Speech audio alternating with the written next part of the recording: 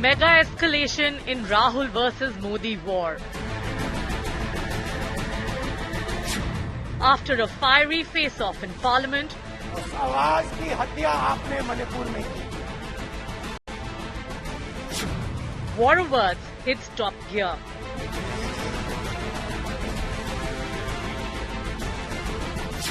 Rahul Gandhi takes aim at Prime Minister Modi again.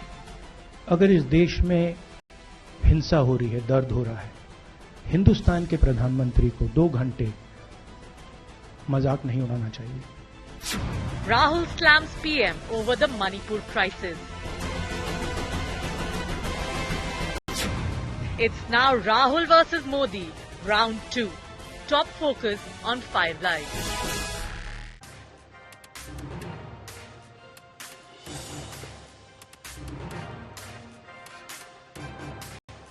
No matter what the Congress party says, no matter what Team India says, I'm going to go ahead and declare that the fight for 2024 is going to be Modi versus Rahul 3.0. Over the next half hour, I'm going to tell you why I think so. I think it has become beyond doubt that the narrative, the political sweepstakes and the face-off is being built up to be a Modi versus Rahul affair once again. There's going to be a great deal of deja vu for many of our viewers. The Congress is going to rubbish it and say, no, this is about issues, not about personality. The BJP is going to say, we don't want to give Rahul Gandhi any importance. But the truth of the matter is, Rahul Gandhi is front and center. He's been repackaged for the nth time to be proposed as the next Prime Minister of India. And this entire war is building up to be once again, familiarly, a Modi versus Rahul affair. Mark my words, it happened yesterday, it happened today, it's going to happen repeatedly over the next 10 months in the lead up to the 24 election. It's going to be Modi versus Rahul 3.0. It's not going to go any other way. I'm Shiv Aroor. This is 5 Live. These are the headlines.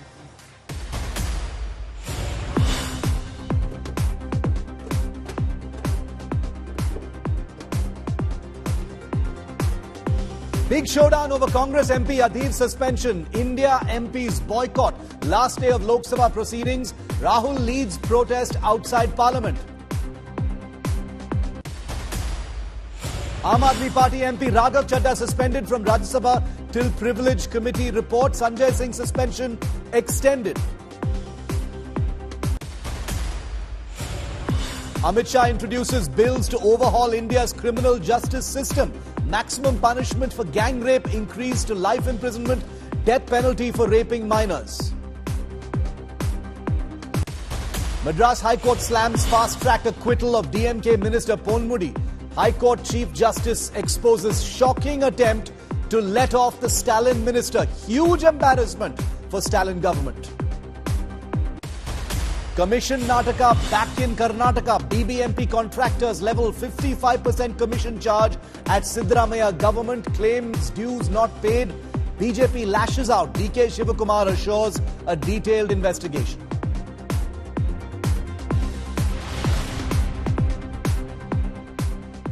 It's Rahul versus Modi 3.0, no matter which way you look at it, viewer. The fact is, there are only 10 months to go for the big election in 2024. But Rahul versus Modi as a setup continues to rage one day after that fiery face-off in Parliament. The Congress MP branded today the Prime Minister a petty politician who is shameless and accused him of mocking India through his 2-hour speech in Parliament. A combative Rahul Gandhi in a brief press conference also alleged that the Prime Minister was fueling the Manipur fire instead of trying to douse it. Remember yesterday, during his reply to the no-confidence motion, the Prime Minister accused the Congress and the opposition of politicizing the Manipur issue and running away from the debate. Rahul Gandhi, in response, repeated his Bharat Mata murdered charge and said that Manipur has been destroyed. But he underscored his entire press conference. The theme of today's attack by Rahul Gandhi on the Prime Minister was that the Prime Minister is laughing, Prime Minister is giggling, he is not serious about Manipur. When we're talking about a serious issue, the Prime Minister was shamelessly laughing and giggling. That is what Rahul's attack has become today. The Indian Army, it will take the Indian Army 2 days to put an end to the nonsense that is going on in Manipur. The Prime Minister refuses to stop the fire. He wants Manipur to burn. He allows Manipur to burn. Because if he did want it to stop, there are tools in the hands of the Indian government that can stop it immediately. I know. I have full faith in our army. I know. And every Indian citizen knows that if the Indian army is told, please put an end to this, it will stop immediately. There are reasons for the PM not being able to go to Manipur. I'm aware of those reasons. I don't want to say them publicly. But there are clear reasons as to why the Prime Minister is not going there.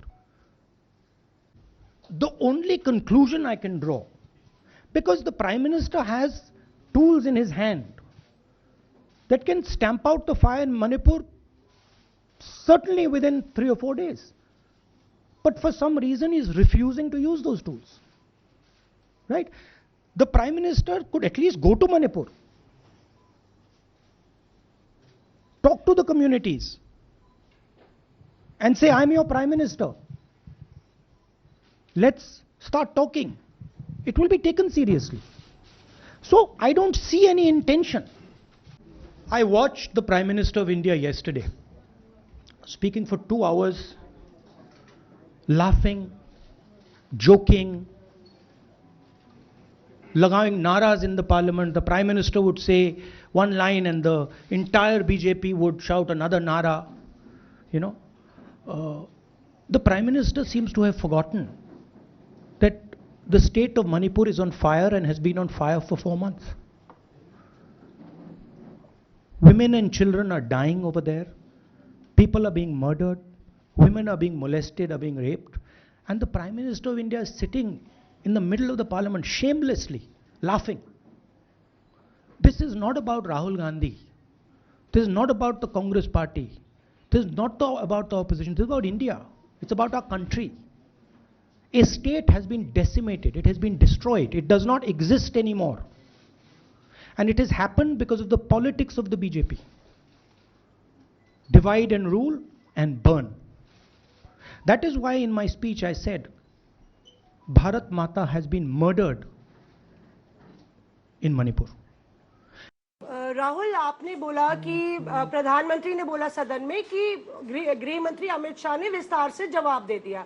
Amit Shah साहब ये कहते हैं कि मणिपुर के CM को हटाने की जरूरत इसलिए नहीं है क्योंकि उन्होंने हमारी पूरी बात सुनी और वो कभी भी कोई हमने डीजीपी चेंज किया, डीजीपी चेंज कर दिया, उन्होंने जो भी प्रशासनिक व्यवस्था हम चेंज करना चाहते थे, इसलिए मणिपुर सीएम को हटाने की कोई जरूरत नहीं।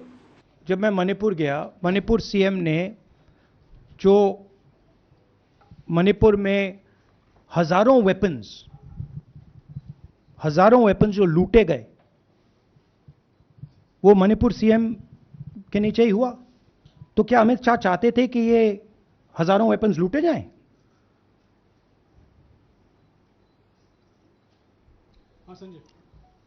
राहुल जी, जो हिंसा चल रही है, क्या अमित शाह चाहते हैं कि हिंसा चलती जाए?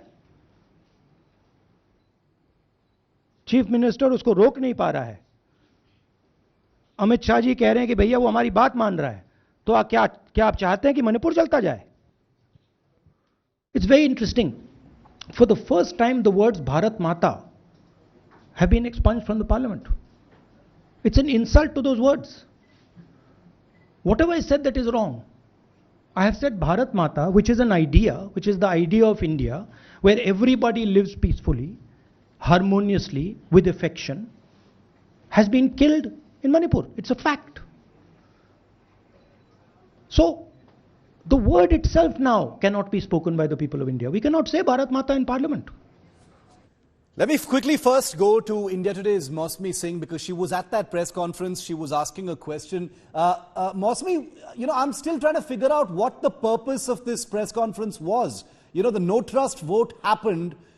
what precisely was the point that Rahul was trying to make? I mean, he and his friends walked out of Parliament when the Prime Minister began to talk about Manipur. Actually, before that, what's he talking about now? So basically, Shiv, Rahul Gandhi and the Congress party are setting the tone for the fight ahead. From the parliament to the streets on the issue of Manipur is what Rahul Gandhi is trying to push forward with this press conference. You know, it was the last day of the monsoon session. The government would actually be summarizing what bills were passed, summarized what bills were passed, how many adjournments were done, and what all happened, taking stock of all the work done. And on the other hand, you have the Congress party and Rahul Gandhi summarizing what happened and what did not happen in Manipur. So clearly, the Congress feels that Manipur is touching the raw nerve of the government, bringing the government on the mat. We couldn't do it as much in the parliament. We'll do it on the streets because that's where the real battle has to be fought. Bosmi, thank you very much for that. It certainly does sound like that. It sounds almost like an admission that not only has Team India been defeated, as it obviously was going to be in the no trust vote, but has also lost the perception battle and therefore the need to consistently keep up this level of attack. But one is bewildered by some of the things that Rahul Gandhi said today. Let's go straight across to our guest. Dr. Anshul Abhijit is national spokesperson of the Congress party. Karan Verma is an author. The BJP declined to be part of this discussion. They said they don't want to quote unquote give importance to Rahul Gandhi. But, you know, obviously there's something to talk about there as well, which I will come to. Anshul, first of all, thanks to both of you for your time here on India Today. Anshul, you know, the 3-day discussions as part of the no trust vote happened. You know, many of the speeches were serious. Rahul Gandhi, the opposition, walked out right before the Prime Minister spoke about Manipur.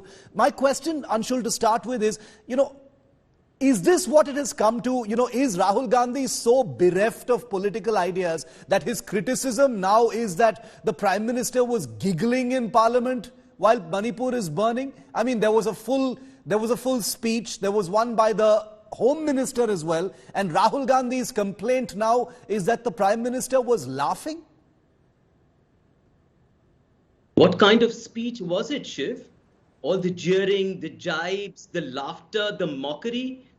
I mean, the picture is there in front of you. You can keep making the headlines that you wish. I know there is an insistence in newsrooms to make attractive headlines and all that. But the picture there is in front of you, and it was brought out by Mr. Rahul Gandhi. That on one hand, you have a state which is after 3.5 months, 3 months still burning. You know, there is deep incompetence in the part of the administration and the chief minister of that particular state who remains there. It's a precious state. It's a fragile state. It's a border state. And it's still burning. There is murderous hostility between two groups. Forget about sharp fault lines being drawn and all that.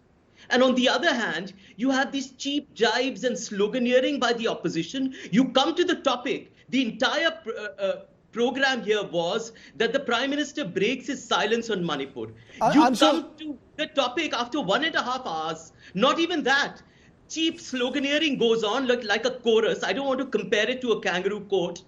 But I mean, absolutely shameful. And Shiv, by the way, this term, India is an alliance, and the term that, you know, summoning all his creativity, he's thought of a particular pun on that word. And I mean, I can't even get to say it. I can't even get to say it. You think this is the high noon of eloquence by the Prime Minister? The no trust vote, you know, it was an excellent idea. It was necessary. In my view, the Manipur issue being discussed in Parliament was absolutely necessary. I think the opposition did well in bringing attention to it and forcing a no trust vote. My question is the shifting of goalposts. First, you say the Prime Minister hasn't spoken. Then you say he hasn't spoken enough about Manipur in his speech. Then you say he was giggling. Then you say he started on Manipur too late. Then you say there was too much sloganeering. I mean, you know, first you say he's not speaking. Then you want to direct and edit and shape the quality and complexion of the Prime Minister's speech. It was a big speech. It came a day after the Home Minister provided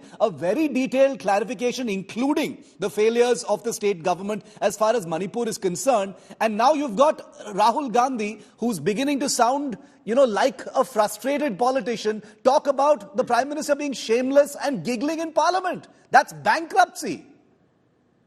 So, in effect, Shiv, what you're trying to tell us is that in a democracy, the opposition has no right to critique the Prime Minister's Not speech. at all. And Not at all what I'm saying. shameless. No, but you are actually, the answers are being demanded of the opposition when it is the government which is in power, and the government's mismanagement has led to what is happening in Manipur. The And look at mismanagement, deepest the irony opposition here. walked out Irony when has the died Prime a Minister was million deaths, there.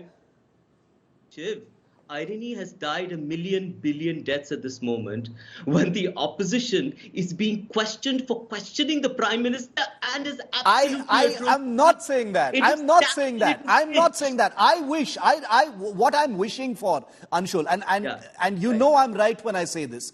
What I'm wishing for is that these 3 days were a ruthless, absolutely uninterrupted, unrelenting attack on the government as far as Manipur was concerned. It was scattered. There was so much, of course there was sloganeering on the part of the, of the government. The government was on the mat. The opposition simply didn't do enough. You walked out. You let the government off the hook. We didn't walk out.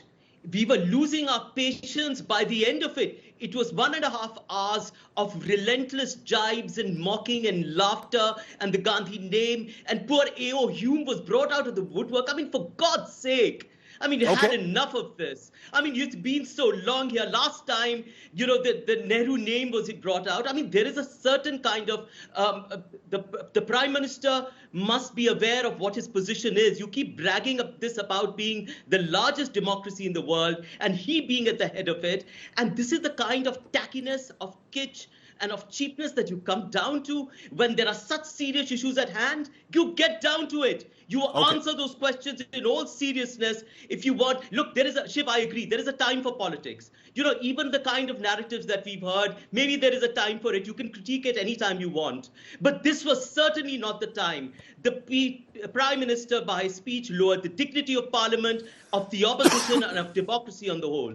Okay, Karan, where do you stand? What did you think of what Rahul Gandhi said today? I personally thought Rahul Gandhi's speech in Parliament, there are many people who say that it had a great deal of empathy, but it lacked gravitas. I think the speech was powerful. It was to the point as far as Manipur was concerned. It was memorable. It provided, certain phrases that people are thinking about all across the country. But today, in my view, and I want to tell you, I'm being fair because I expect that the pressure needs to be kept up on the government. But by talking about giggling and body language and mockery, I mean, that is part of the political language. When you've got two parties in a hostile atmosphere inside Parliament, taking pot shots at each other, that kind of thing is going to happen. But for that to be the thrust by Rahul Gandhi a day after a very serious no-trust vote, what did you think, Karan? Okay, so Shiv, I hope I'm extended the same courtesy and I can speak my mind out. First of all, when Rahul Gandhi says that the Prime Minister was insensitive, I think it's a classic case of the pot calling the kettle black. Look at how Rahul Gandhi started his speech. He started with some cheap jibes at Adani. That is what he started with. And the entire Congress support system there, they were shouting, Sher Aaya, Sher Aaya. And then they were obsessed with the camera not being on Rahul Gandhi. Does that show empathy? Does that show sensitivity? I doubt it shows that. Secondly, he was thoroughly unprepared. Not a single specific detail where he could have cornered the government. You are right. I wanted the government to be questioned. I wanted specifics to be discussed. But he was thoroughly unprepared. Not a word about how the law and order situation broke apart there. Nothing. And this started right from day one. On day one, the Home Minister, Amit Shah, wrote a letter to Adhir Ranjan Chaudhary and Mallikarjun Kharge. Let's discuss this matter threadbare. They stuck to this technicality. They were fixated with the Prime Minister making a statement. Now, what that shows is they wanted the optics of it rather than solutions. Mr. Amit Shah was ready, the Home Minister, the man who's responsible for the internal security, was ready to discuss this matter threadbare. Why did you run away from this? The entire country was disenchanted because we wanted hard questions to be asked of this government. You let them off the hook and you politicized. Did Supriya Sule talk about Manipur in her address? Did Dimpi Yadav, she was discussing the 500 rupee thali or the electricity cuts in Noida. Did Adhir Ranjan Chaudhary make a nuanced statement? He was trying to internationalize the thing and talking about Nirav Modi and God knows what all. So the truth is, the opposition squandered a golden opportunity, and the Prime Minister and the Home Minister answered it in great detail. They could have countered the Home Minister then and there. They did not do that. And when the Prime Minister spoke about Manipur, look at his response. Dr. Anshul says, we ran out of patience. Is that the hallmark of a great opposition, to run out of patience? I think it's a case of shooting in the foot and then landing up with that injured foot in your mouth. That is what the opposition has done. Okay, so the opposition's performance, whether they got what they wanted or not, has been debated yesterday and today as well. Karan makes a point. Anshul, you want to take that on? I want to keep it as specific as possible because we're on limited time, and Mr. Gandhi held a press conference today. I mean, Rahul Gandhi is talking about body language. I mean, this is a politician who has made headlines in the past for his flippant behavior in Parliament. Sure, he's not the Prime Minister. Sure, it's not the same standard he must be subjected to. He's not the executive. I grant that. But here's a guy who is very casual in Parliament. He's been accused of using Parliament as an extension of his living room during the infamous hug and wink episode. There was that, in my view, very needless flying kiss episode that happened. He's a man who's very casual. He laughs. He, gestures with his thumbs up. And here he is lecturing someone about giggling and being casual in Parliament. Anshul? I'm only saying it because he brought it up. I'm telling you, Shiv, are you really sure that the opposition needs to be cross-examined after I don't. all this? I'm just asking because that was the thrust of Rahul Gandhi's press conference, Anshul. That was he mentioned it 4 times, not once, not twice, not thrice. 4 times. He said, shameless Prime Minister is laughing and giggling. I'll say it another 50 times. I heard that speech. It's my great misfortune that I have to hear him every single time. It's a punishment for me, Shiv, that I have to hear him, but he's the Prime Minister of this country. I must latch on to every single word he says. And I'm deeply disappointed every time he says it, with every single statement, with every single comment, his every single falsehood.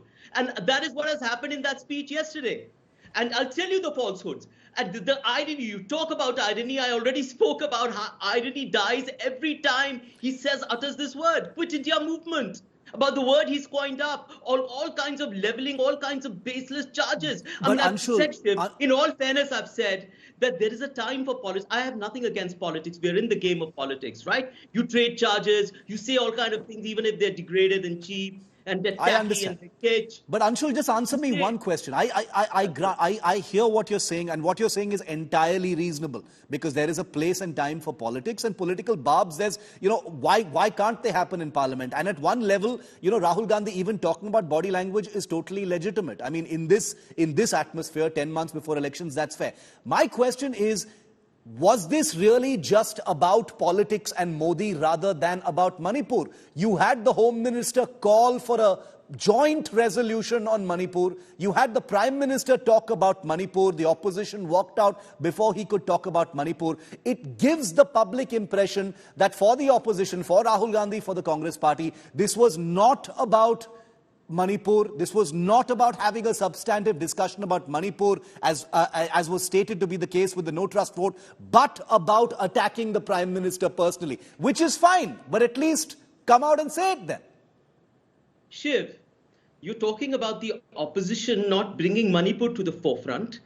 Do tell me. Not at all. I praise the opposition for doing it. Just tell me. I'm answering your question, Shiv. Yes. I am just saying that if the Prime Minister brings out Manipur for the very reason that we've called him there, because to break his silence on this very important he should have done it earlier. Because what sense does it make for it to bring out after 1.5 hours? Is that giving it importance? Have you asked that question?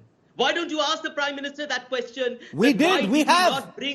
You haven't seen our discussion last night. Right in the Anshul, we had a discussion last night where we talked about how the Prime Minister began about Manipur after minute 96. We've discussed it threadbare here. I'm only bringing this up now because of Rahul Gandhi's words. Yeah, finish your point, Anshul. No, I am just simply saying that the Prime Minister's speech, like all his other speeches, but makes it particularly so because it was in the floor of this House and it was on such a critical matter at such a critical juncture in our history, was exceedingly distasteful. And I'm using my words very carefully. Actually, I'm not even going ahead and saying what I really think of that speech. I'm marking my words. It was cheap and it was a distasteful speech, and the Prime Minister should have known better as being the head of the biggest democracy in the world. Karan, show is this maturity at this point. You know, this is okay. I mean, in politics, this kind of thing goes. But is this a shifting of goalposts? Because, you know, a substantive answer on Manipur did come from the Home Minister. The Prime Minister mentioned it. Now it's about, you started talking about it too late. You should have started from right the beginning. You know, when so many other speeches were about things other than Manipur, now the Prime Minister is being castigated for not starting his speech on Manipur. I think that's ridiculous. I mean, you can't dictate terms when to speak what. If he would have not spoken about Manipur, that would have been understandable. But he did speak about it. In fact, unfortunately, it's the opposition that walked out when he started speaking about it. Look, the opposition in this entire thing, they had a great opportunity to demand accountability and answers. They have squandered that golden opportunity. And which is why they are not able to stomach this fact that the government, which wanted a discussion on this, they've been let off the hook where they did have an advantage to question it. And even today, you look at this Shiv, even today they are obsessed with Prime Minister Modi's body language. They are still not asking the hard questions on Manipur. They are obsessed with the Prime Minister making a statement, what kind of body language he has. They are still not coming up with substantial arguments as to why the tension is brewing there. Except for Gaurav Gandhi, who did come up with 2 questions. None of them have come up with anything substantial. Nothing at all. And that nobody came with any specific. Nobody from the opposition. No nobody from the opposition, and not Rahul Gandhi in particular, provided any specific points as far as Manipur was concerned. I also want to point out one more paradox, Anshul, with the greatest of respect, is that there were so many people in the opposition, who gave speeches who didn't touch upon Manipur. Gaurav Gogoi started fabulous speech. Let me say it categorically and on record here. Fabulous opening speech that stuck to the Manipur issue. After that, you had a whole bunch of people, including Rahul Gandhi, who spent the first 14 minutes talking about the Bharat Jodo Yatra, etc.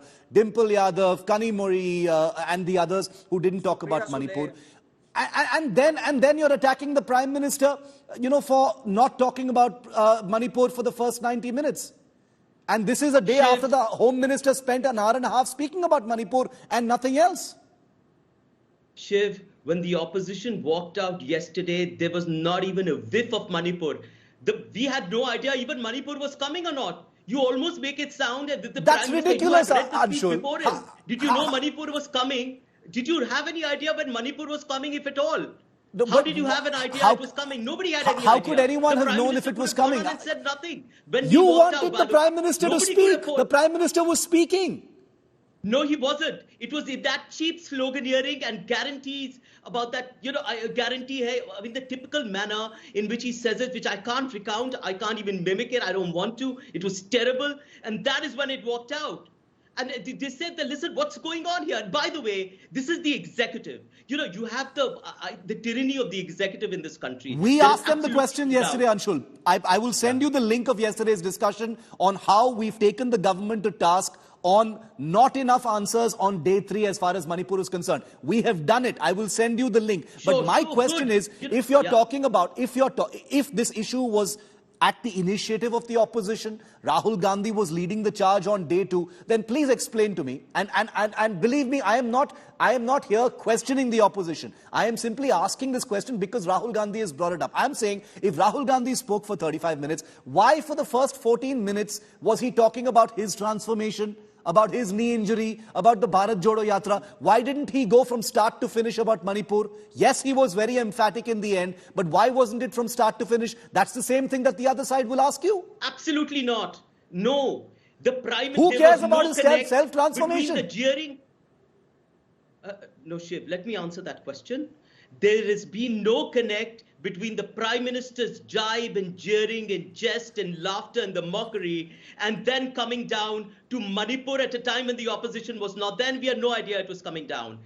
The Rahul Gandhi's speech there was about empathy. It was about listening to the people. He was building a ground for coming to Manipur. It had the same tenor. There is absolutely no comparison. You were talking about listening to India and finding solutions. Look, this is the executive.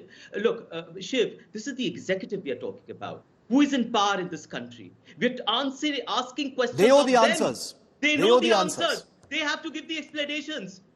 They have to give point by point what happened and what are their solutions. Why are you putting the opposition in the dock for this? I can't understand. Definitely not. Definitely not. I'll tell you where some of the anger, I think, reflected from the public is coming from. And this is something that Karan also said. Many in the public were hoping for a much greater level of holding the government accountable as far as Manipur is concerned, and it was a wasted opportunity. At the end of the day, this is a democracy. It's all about politics. Optics, which most people dismiss, I think is extremely important, because ultimately it's the optics that make people go, and vote in addition to everything else. So, Karan, to me, the big takeaways from yesterday are there were two occasions in which Manipur came up majorly. One was when the Home Minister made his big speech. He called for a resolution, a joint resolution by all members of the House. That didn't happen. That was interpreted as the opposition, seeing that as a trap. Then you had the Prime Minister speak about it, but the opposition walked out. It just seems like it was about optics and not about substance. That's what the vote was about. I think, Shiv, as far as the Home Minister is concerned, I'll give him credit. He has gone to the minutest details of what really transpired. He discussed how he spent 3 days there. The MOS spent 23 days. How 33,000 battalion, the personnel were deployed there. How the secretary was changed, and the entire details. So I don't think we can say the Home Minister shied away from a debate or didn't go into the specifics. He did go into the specifics, unlike Rahul Gandhi. Rahul Gandhi could have asked such tough questions. I mean, people do a much better job on your news shows asking the government some hard questions. But Rahul Gandhi squandered it away. He totally wasted an opportunity when all eyes were on him, by the way. That was his maiden speech after return. Everybody was waiting to hear from him, and he squandered it away, talking about his psychedelic experiences and his knee injury and God knows what all. So let's not paint everyone with the same brush. The Home Minister is the star in the sense that he's come out and said, listen, this is what happened. This is what the history of it has been, how Northeast has been neglected for decades together, how ever since this government took over, for 6 years, there was no curfew, no blockade, nothing till May 3rd. Okay. And yes, what happened on May 3rd was unfortunate. He's owned up that. He said, yes, let's work together towards a peaceful solution. Did they come up with a single solution except for that the CM should resign? What a stupid suggestion. When you are going through turbulent seas, you don't ask the captain to resign. You come up with solutions. 10 months before the elections, one will expect some things like these to happen. But I also want to point out that if the opposition, as part of a no trust vote, has used that platform, and I believe absolutely rightly so, to highlight all of the government's different failures, things that it should be held accountable for, price rise, unemployment, the thali that you're talking about, T.R. Balu talked about certain other things as well. I think that it is a little rich for the opposition to then find fault with the Prime Minister, to use that same platform he's been granted or imposed on him to list his achievements and failures of past governments. That's the way politics works. There can be indignation about it, but remember, 10 months before an election, every opportunity is going to be an election platform. That's how it's going to be. Rahul Gandhi, in my personal view, can never be faulted on lacking empathy, anger, ferociousness as far as these issues is concerned. And hopefully we'll see much more of this on the road to 2024. Anshul and Karan, a pleasure. Gentlemen, thank you very much for being with me here on 5 Live. In yesterday's speech to end the no trust vote centered around the Manipur crisis, the Prime Minister provided a lengthy defense of his government's Northeast policy, while also listing the decades of folly and failure regarding that part of the country, courtesy successive Congress governments. But it was one particular thing the Prime Minister mentioned that has become a furious talking point now. The Prime Minister invoked the 1966 Indian Air Force bombings in Mizoram, then part of Greater Assam, that were ordered by then Prime Minister Indira Gandhi. Few people even know about that operation, but the Prime Minister did use it to support his claim that the Congress's policy on the Northeast has swung between extremes, either being inert and indifferent or deploying massive force, as Indira Gandhi did in March 1966. First, let me tell you what happened in 1966. Indira Gandhi was just 6 weeks old as Prime Minister of India. She had taken over after the unexpected death of Lal Bahadur Shastri in Tashkent in January that year. India had just fought a bruising war with Pakistan the previous year, 1965, and it was less than 4 years since India's calamitous defeat at the hands of China in the 1962 war under Prime Minister Nehru. This was a country in crisis that wasn't just nursing a post-war economy, but was vulnerable to the continuing manipulations of both her foreign adversaries. It was in this scenario that a violent separatist insurgency by the Mizo National Front broke out, a rebellion fully funded and armed by then East Pakistan in 1966. As the fledgling Indira government watched, an emboldened rebel chief hoisted an MNF flag, Mizo National Front flag, in the city of Aizawl. Remember, Mizoram wasn't a state back then, it was still part of Greater Assam. In Aizawl, they hoisted an MNF flag, practically declaring it a separate sovereign state. Worse, the MNF had captured key positions in both the city of Aizawl as well as Lungle, with a signature application of brutality and violence. The Indian army wasn't positioned to arrive in Aizawl in less than a day, and it was unlikely that a ground attack would go unchecked by the well-armed MNF that was now scattered through the hinterland, expecting a ground response by the Indian army. It was in this scenario that Indira Gandhi took the controversial decision to scramble the Indian Air Force. A small number of even then vintage Tufani fighters and slightly more modern Hunter jets were deployed to conduct airstrikes on the MNF positions in Aizawl. Larger transport aircraft were also loaded with explosives and used to bomb rebel positions in Aizawl. Now, two of those pilots who flew some of those missions would go on to big political careers. You know their names, Rajesh Pilot and Suresh Kalmadi. But what followed these bombings and the subsequent arrival of the army was 2 decades of an insurgency in Mizoram that saw a great deal of violence and death in that beautiful state. Peace would be achieved only 2 decades later with the Rajiv Gandhi Laldenga Accord of 1987. Now, the bombings of Mizoram were the first and the only time that Indian frontline air power has been used against its own citizens on our territory. The bombings are now seen through 2 prisms. The BJP, as clear from the Prime Minister's speech yesterday, sees the bombings as a symbol of Congress folly in the Northeast, as a decision that became necessary thanks solely to successive Congress governments letting the Mizo issue fester, failing to nip it in the bud, leaving it vulnerable to outside interference, being pushed into a corner by lack of action, and then being forced into this heavy response when there was no other way out. Mrs. Gandhi's handling of Bhindranwale later is used as a reference point to prove that her instincts in 1966 similarly failed her in the airspace over Mizoram. On the other hand, those who believe Indira Gandhi and the Congress have nothing to apologize about feel that this was decisive action. Indira Gandhi, after all, was less than 2 months old as Prime Minister when the insurgency exploded in her government's face. Was the difficult decision of lethal force on our own territory imposed on her? And is it really fair to blame her for a situation that was already at boiling point by the time she took over? What I'm trying to say, viewer, is that it will always be easy to sit back and pass judgment on decisions to use military force. The more into detail one goes into the controversial deployment of the armed forces, the more clear it becomes that there are no blacks and whites, only shades of grey. As with so many things in military history, both of the things said about Indira Gandhi's bombing of Mizoram in 1966 can be seen to be true.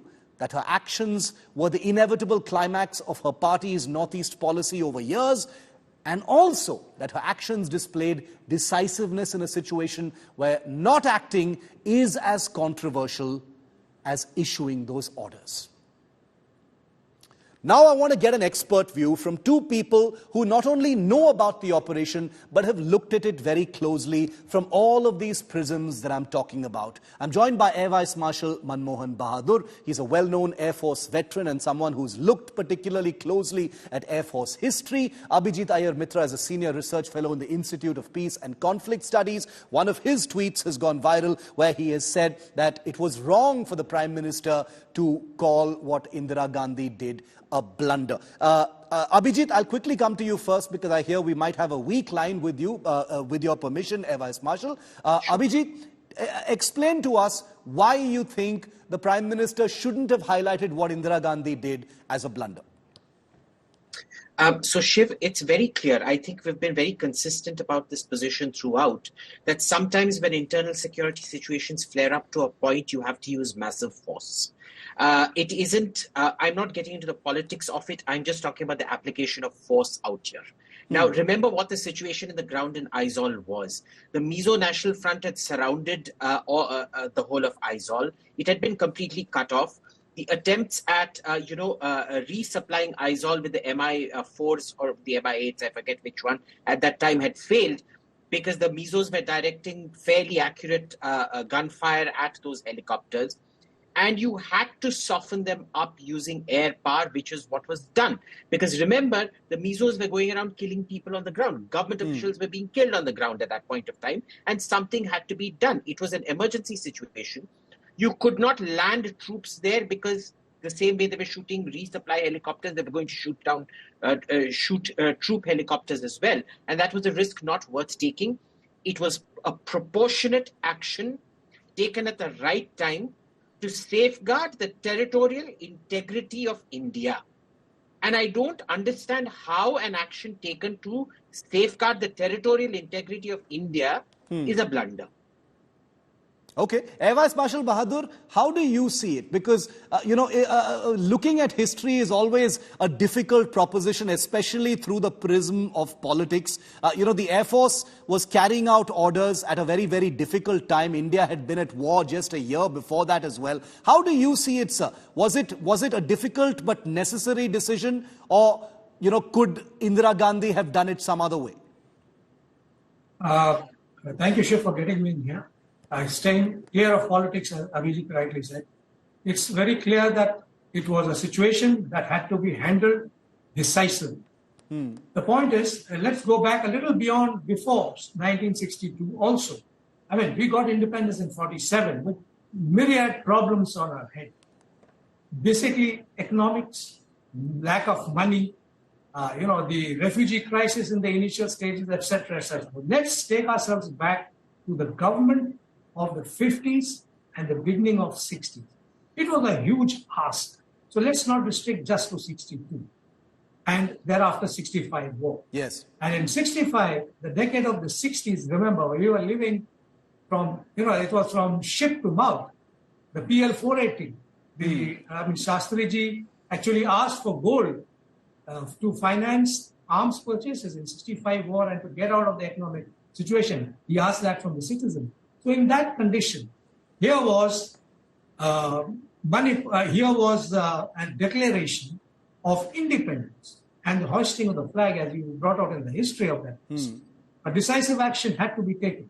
So on the 5th of March, actually first initially, paras, 5 para, and I think 6, they were flown by Mi-4s from Kumbhigram towards Aizawl.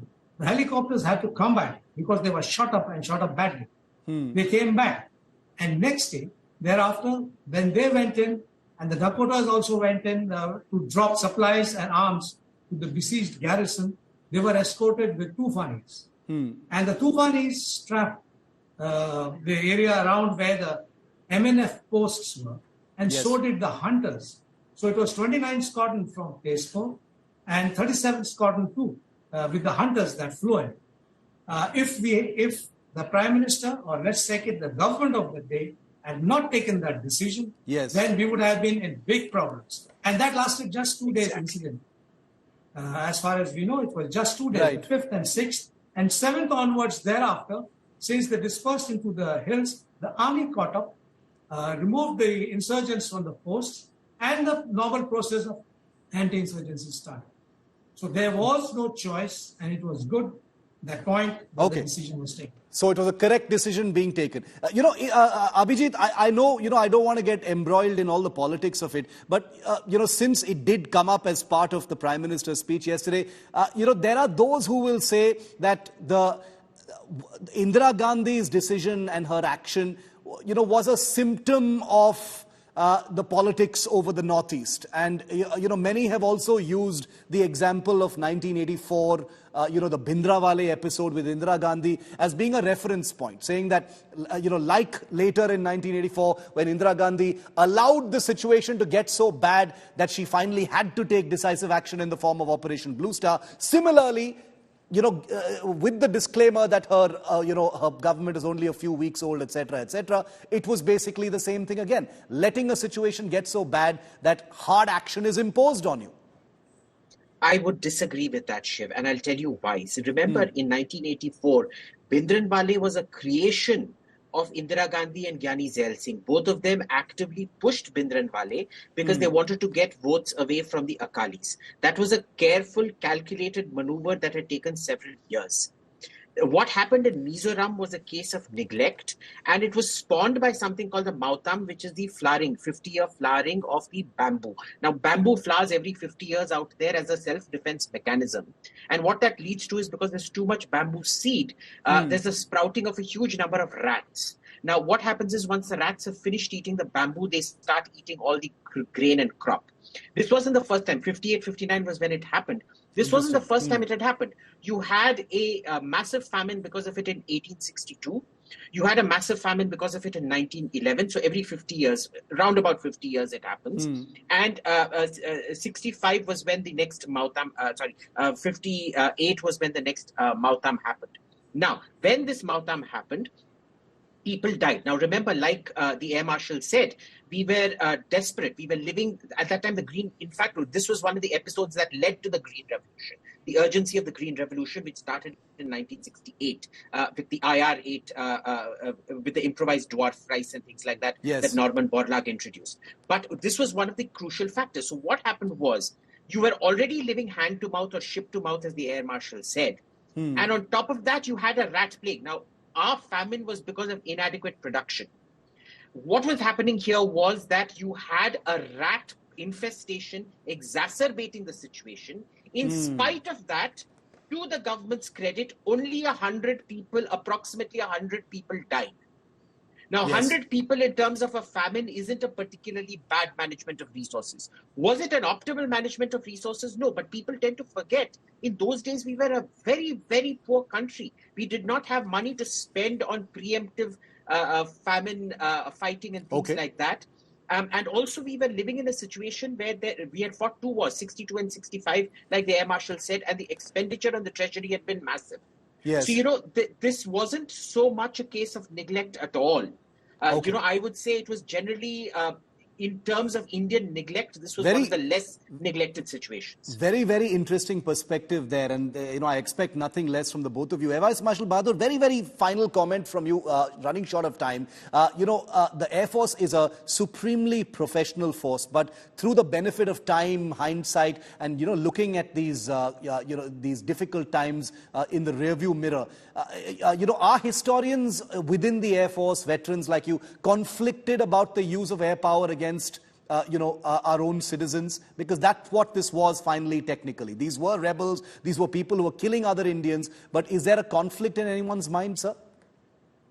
No, because we are very sure of the government of the day, no matter which political party, that the political party takes all points into consideration before giving or passing an order to the armed forces.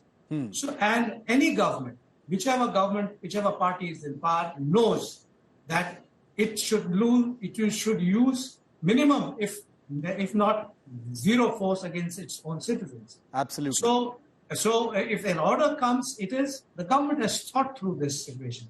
Please remember, we have not used it in JNK, we have not used it in Naxal area, we have not used it in Assam, we have not used it in the other part of the Northeast, where insurgency to a certain extent is still on. And hence, what I feel is that there is no dichotomy or any doubt in any soldier, sailor or airman, that an order that comes is very legitimate, and the government has thought through everything. I think that that kind of clarity is a good note to end this on. I am definitely wiser, and I hope my viewers as well are. Air Vice Marshal Bahadur and Abhijit, always a pleasure. Thank you so much for your time here on India Today, on an issue that most people don't know very much about. I must confess I didn't either before I did this show, but hopefully we're all walking away with a greater perspective on something. Like many of those visuals we just showed you from 1966, these are all shades of grey. Thanks so much for watching.